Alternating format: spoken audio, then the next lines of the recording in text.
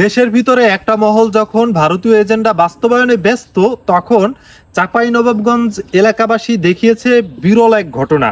ভারতীয় একজন বিএসএফ সদস্যকে কলা গাছের সাথে বেঁধে রেখেছে।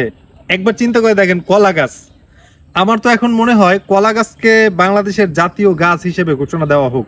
কারণ এতদিন আমরা কি দেখেছি, ভারতীয় বিএসএফ বাংলাদেশি নাগরিকদেরকে পাখির মতো গুলি করে হত্যা করেছে।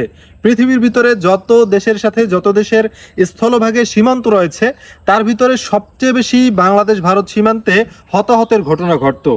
তো ভারতীয়রাই সব থেকে বেশি বাঙালি কৃষকদেরকে মেরেছে। যে সমস্ত বাঙালি কৃষকদের জমি ভারতীয় সীমান্তের সাথে ছিল, তাদের একটা গরুও যদি সীমানার কাছাকাছি যেত তাহলে তাদেরকে গুলি করে মারা হতো। দেখা যেত রাতের অন্ধকারে এসে কৃষকদেরকে বাড়ি থেকে ধরে নিয়ে যেত। এবং বাংলাদেশি মানুষেরা সীমান্তের পাশাপাশি যে জমিগুলো রয়েছে সেখানে তারা ঠিকমতো চাষাবাদ পর্যন্ত করতে পারতো না। তারা সীমান্তের কাঁটাতারের সাথে খালি বোতল ঝুলিয়ে রাখতো। বিভিন্নভাবে তারা বাংলাদেশের মানুষদেরকে হুমকি ধামকি দিত। কিন্তু তারপরে আমরা কি দেখতে পেয়েছি, বাংলাদেশের বিজিবির পা ধরে আকুতি মিনতি করতেছে ভারতীয় বিএসএফ, সেটাও কিন্তু আমরা দেখেছি। এখন কি দেখতে পেলাম যে এলাকাবাসী বিএসএফ কে ধরে কলা গাছের সাথে বেঁধে রেখেছে। আসলে আমরা কিন্তু এরকম একটা বাংলাদেশি চেয়েছি, যেখানে ভারতীয় আধিপত্যবাদ বলতে কিছু থাকবে না।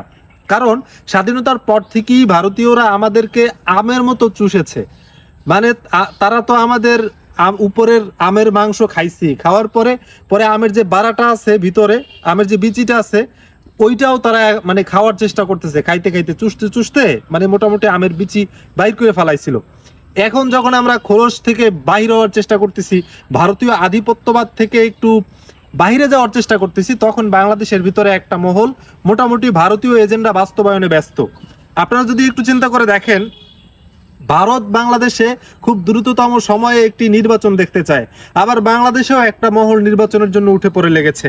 মোটামুটি তাদের কথাবার্তা, বডি ল্যাঙ্গুয়েজ অনেকটাই এখন ভারতীয় আধিপত্যবাদের সাথে মিশে যায়।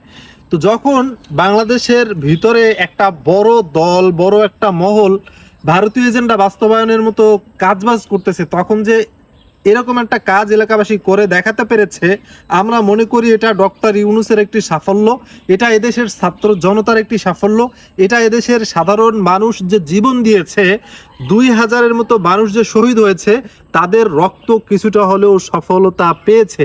এই সমস্ত ঘটনাগুলোর মধ্য দিয়ে আমরা বুঝতে পারি। কিন্তু তবুও বাংলাদেশের ভিতরকার একটি মহল সেই 24-এর গণ অভ্যুত্থানকে প্রশ্নবিদ্ধ করার জন্য, 24-এর গণ অভ্যুত্থানের যে মূল লক্ষ্য সেটাকে বানচাল করে দেওয়ার জন্য চেষ্টা করতেছে। আশা করি তারাও আস্তে আস্তে বুঝতে পারবে যে ভারতীয় আধিপত্যবাদ আমাদের জন্য কতটা ভয়ঙ্কর।